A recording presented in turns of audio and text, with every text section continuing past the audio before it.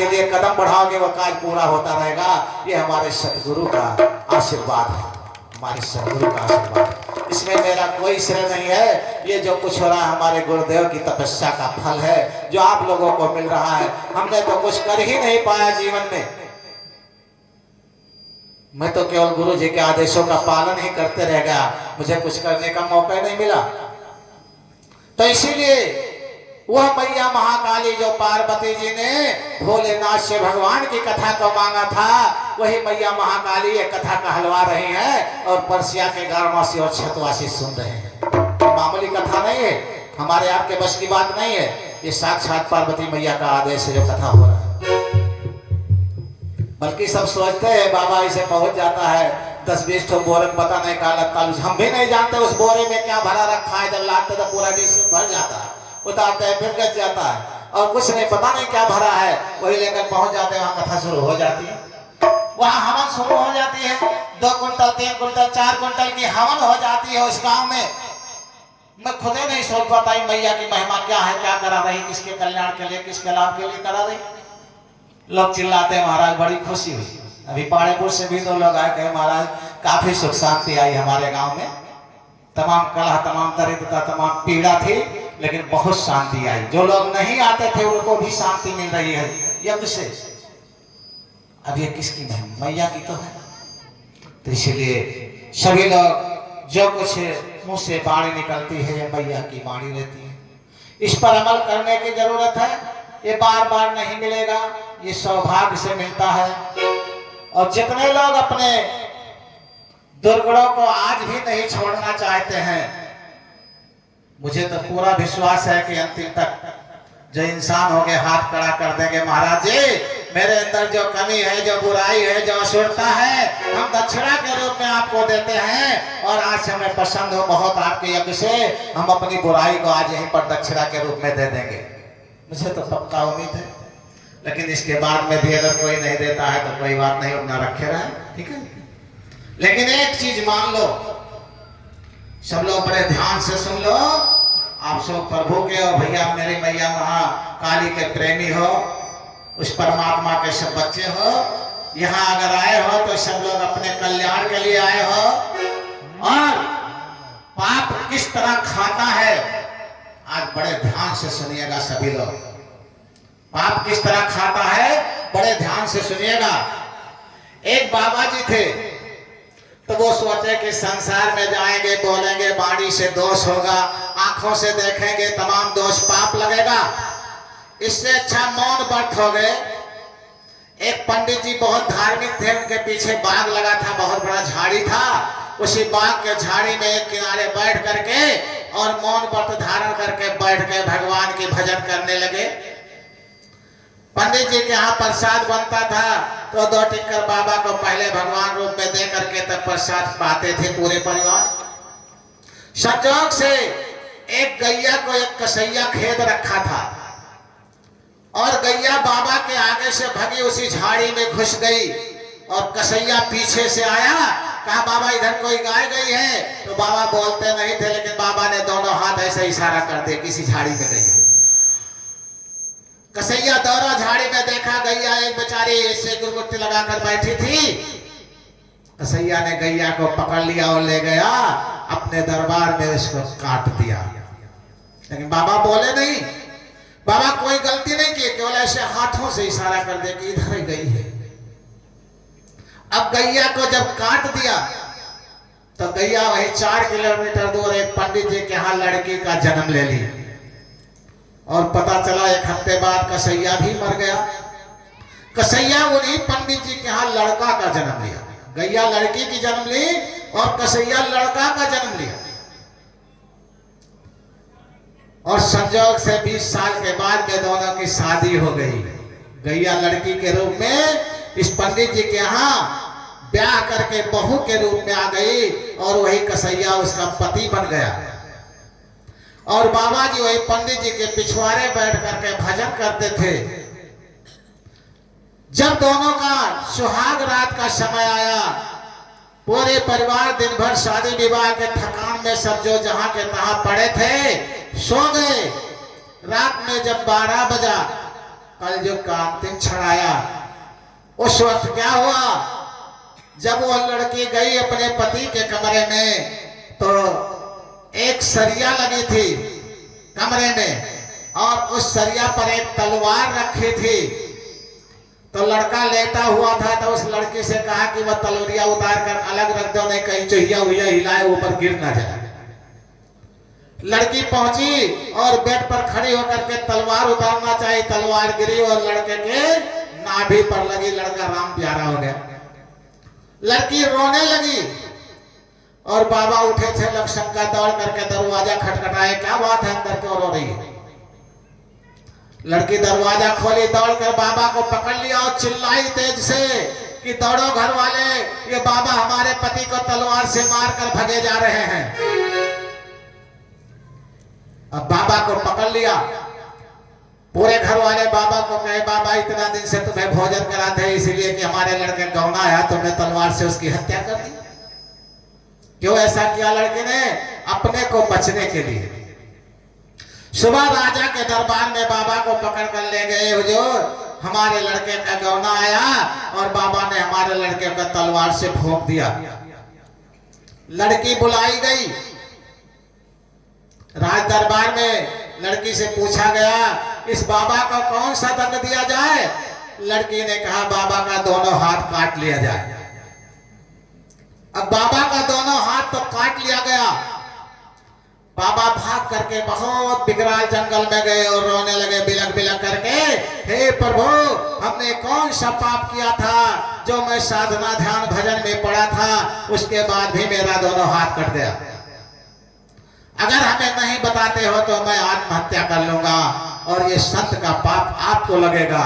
तब तक आकाशवाणी हुई, बाबा आपके दोनों हाथों ने बताया था उस गैया को, वही लड़की वो गैया है। और कसैया ने काटा था, इसको काटा था गैया को, तो वह कसैया को गैया ने काटा और आपके दोनों हाथों ने बताया था इसलिए दोनों हाथ काट दिए गए। तो पाप तो इतना बड़ा होता है भाई, अगर आप 5 मिनट का पाप किए हो तो 5 जन्म भुगतने के बाद छुट्टी नहीं पाओगे। इसका ब्याज बहुत तगड़ा चलता है, केवल इसके ब्याज और मूलधन से छुटकारा पाने का एक ही रास्ता है, प्रभु के शरणागति हो जाओ।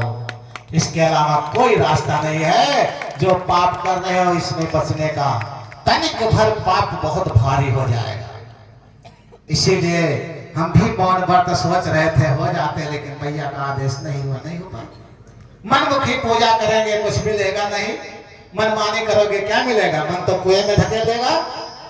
तो इसीलिए सबके लिए एक ही आदेश है, एक छोटी सी भजन सभी लोग दोहराएंगे और उस पर अमल कर लेंगे तो सबका जन्म लेना धन्य हो जाएगा। अरे कड़े कड़े में बसा प्रभु देख रहा, चाहे पुण्य करो चाहे पाप करो। कड़े कड़े में बसा प्रभु देख रहा, चाहे पुण्य करो चाहे पाप करो। कड़े कड़े में बसा प्रभु देख रहा, चाहे पुण्य करो चाहे पाप करो। कड़े कड़े में बसा प्रभु देख रहा, चाहे पुण्य करो चाहे पाप करो। कोई उसकी नजर से बच न सका, चाहे पुण्य करो चाहे पाप करो। कोई उसकी नजर से बच न सका, चाहे पुण्य करो चाहे पाप करो। कोई उसकी नजर से बच न सका, चाहे पुण्य करो चाहे पाप करो। कोई उसकी नजर से बच न सका, चाहे पुण्य करो चाहे पाप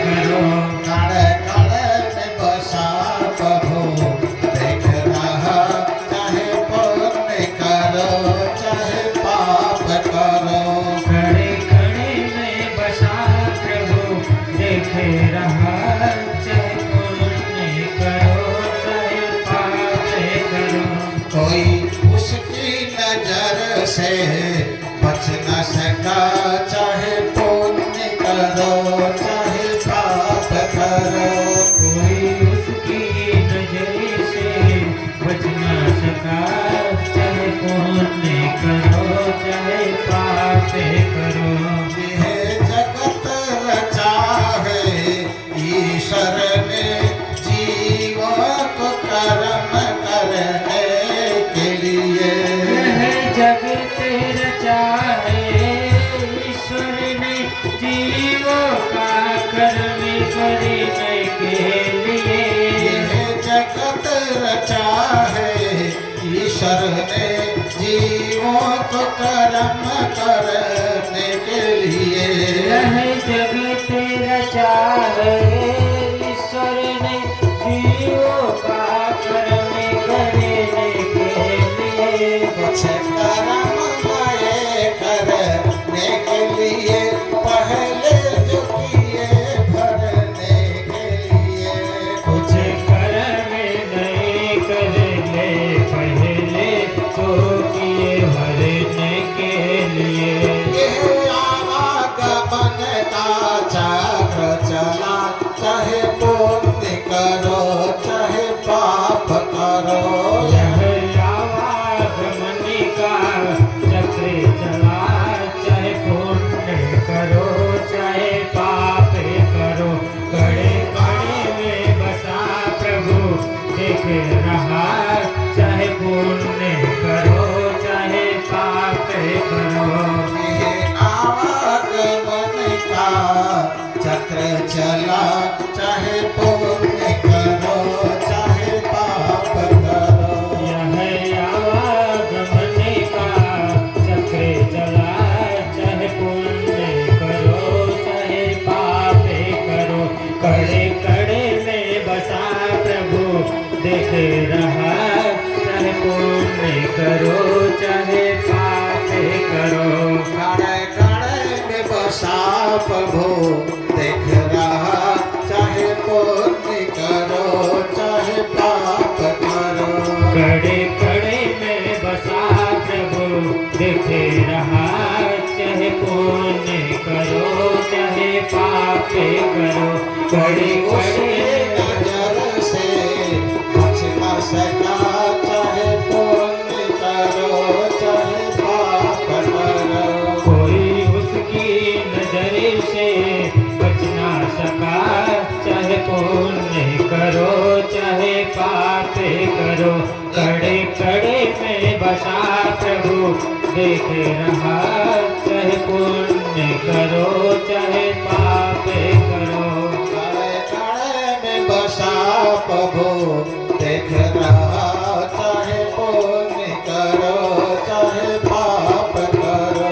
कड़े कड़े में बसा प्रभु देख रहा, चाहे पुण्य करो चाहे पाप करो।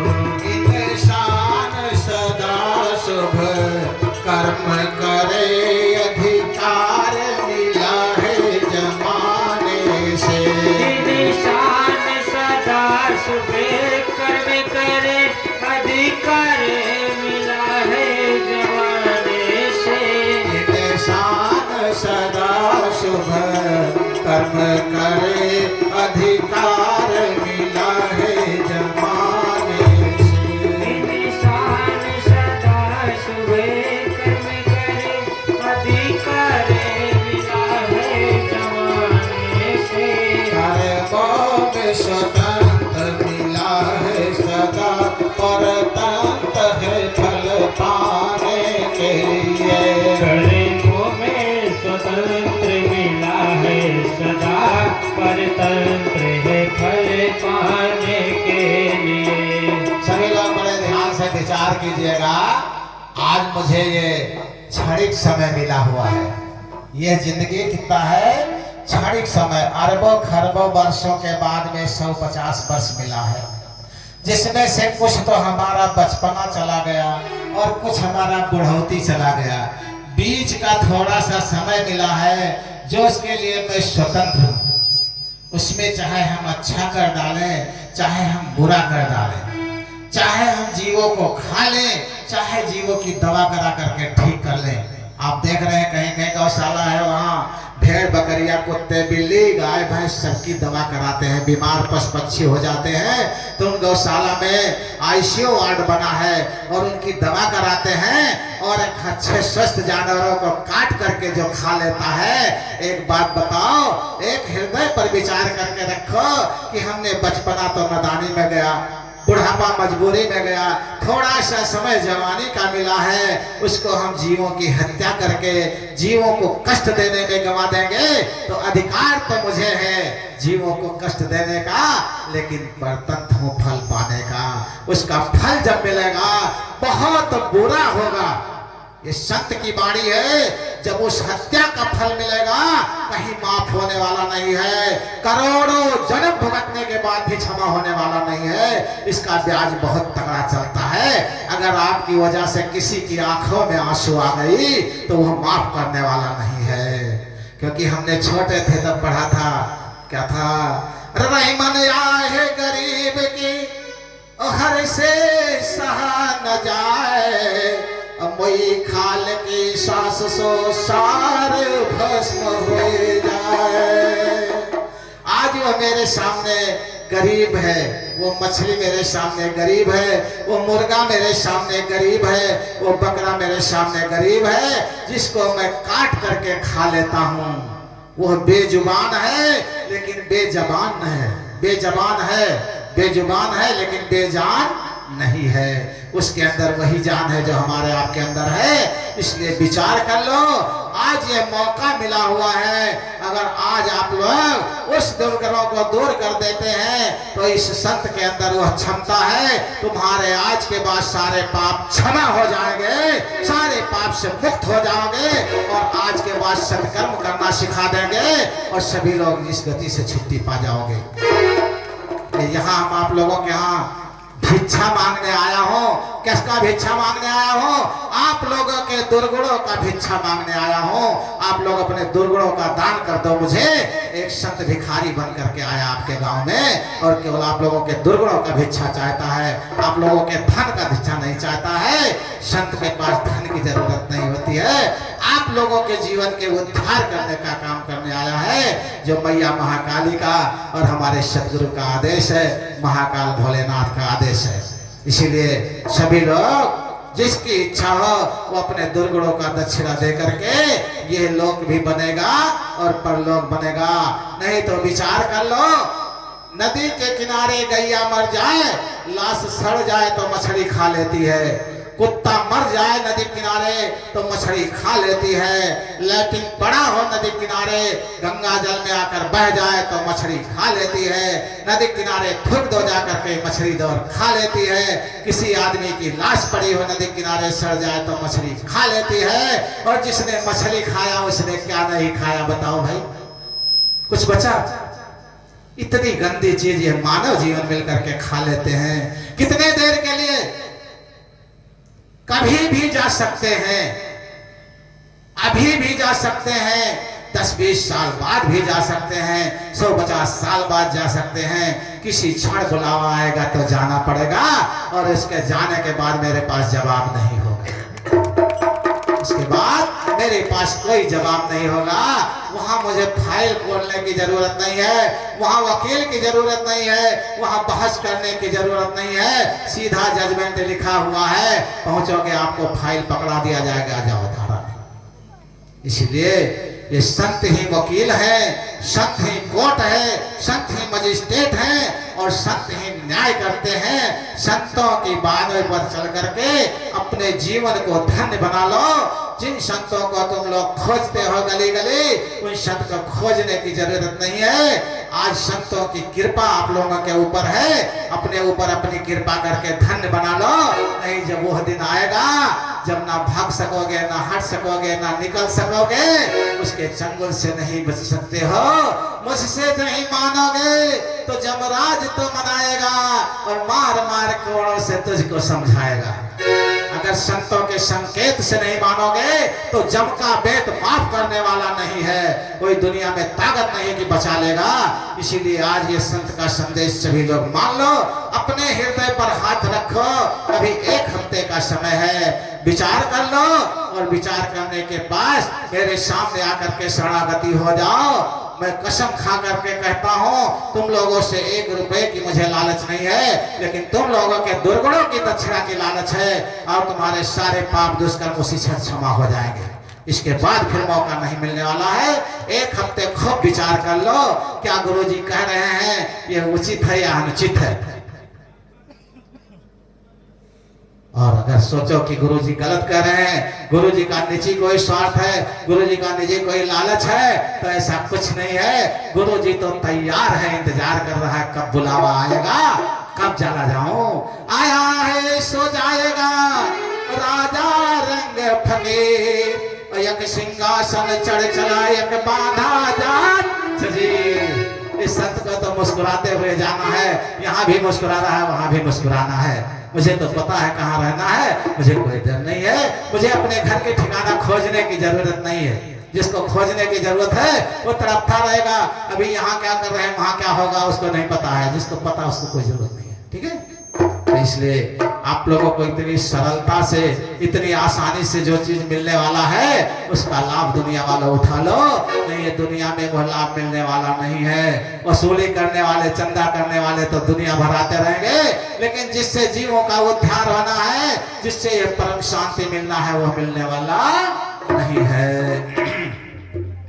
तो इसीलिए सबको कहा गया है कि कर्मों में तो हम परतंत्र हैं। हम चाहे किसी की हत्या कर लें, चाहे किसी दवा करा कर जिला दें, चाहे किसी की सेवा कर डालें, चाहे किसी को मार डालें, ये आज मुझे ताकत प्रभु ने दिया है, इसके लिए स्वतंत्र हैं। लेकिन इसका फल जब मिलेगा तो उससे हम बच नहीं सकते हैं। कोई दुनिया की ताकत मुझे नहीं बता पाएगी। तो मिलता है सभी को अपना किया, चाहे पुण्य करो चाहे पाप करो। मिलता है सभी को अपना किया, चाहे पुण्य करो चाहे पाप करो। कड़े कड़े में बसा प्रभु देख रहा, चाहे पुण्य करो चाहे पाप करो। कोई उसकी नजर से बच न सका, चाहे पुण्य करो चाहे पाप करो। कोई उसकी नजर से बच न सका, चाहे पुण्य करो चाहे पाप करो। मिलता है सभी को अपना किया, चाहे पुण्य करो चाहे पाप करो। मिलता है सभी को अपना किया, चाहे पुण्य करो चाहे पाप करो। कड़े कड़े में बसा प्रभु देख रहा, चाहे पुण्य करो चाहे पाप करो। सब पुण्यों का फल तो चाहते हैं, पर पुण्य कर्म नहीं करते हैं। सब पुण्यों का फल चाहते हैं, पर पुण्य कर्म करते हैं नहीं। फल पाप का लोग नहीं चाहते, जिसमें दिन रात वो करते हैं। फल पाप का लोग नहीं चाहते, जिनमें रात दिन रात वो करते हैं। फल पाप का लोग नहीं चाहते, जिसमें दिन रात वो करते हैं। फल पाप का लोग नहीं चाहते, जिनमें दिन रात वो करते हैं। है न्याय प्रभु का बहुत बड़ा, चाहे पुण्य करो चाहे पाप करो। है न्याय प्रभु का बहुत बड़ा, चाहे पुण्य करो चाहे पाप करो। कड़े कड़े में बसा प्रभु देख रहा, चाहे पुण्य करो चाहे पाप करो। है न्याय प्रभु का बहुत बड़ा, चाहे पुण्य करो चाहे पाप करो। है न्याय प्रभु का बहुत बड़ा, चाहे पुण्य करो चाहे पाप करो।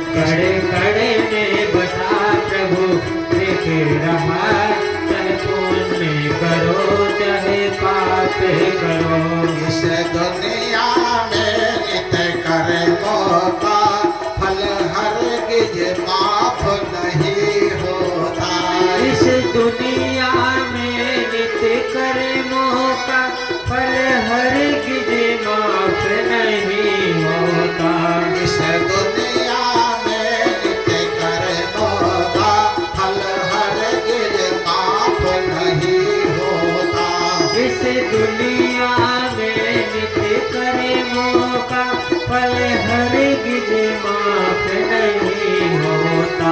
जब तक यहाँ ना भुगतान करो ये दामन साफ नहीं होता। जब तक ना यहाँ भुगताने करो यह दामन साफ नहीं होता। कड़ कड़ में प्रभु सा देख रहा, चाहे पुण्य करो चाहे पाप करो। कड़े कड़े में बसा प्रभु देखे रहा, चाहे पुण्य करो चाहे पाप करो।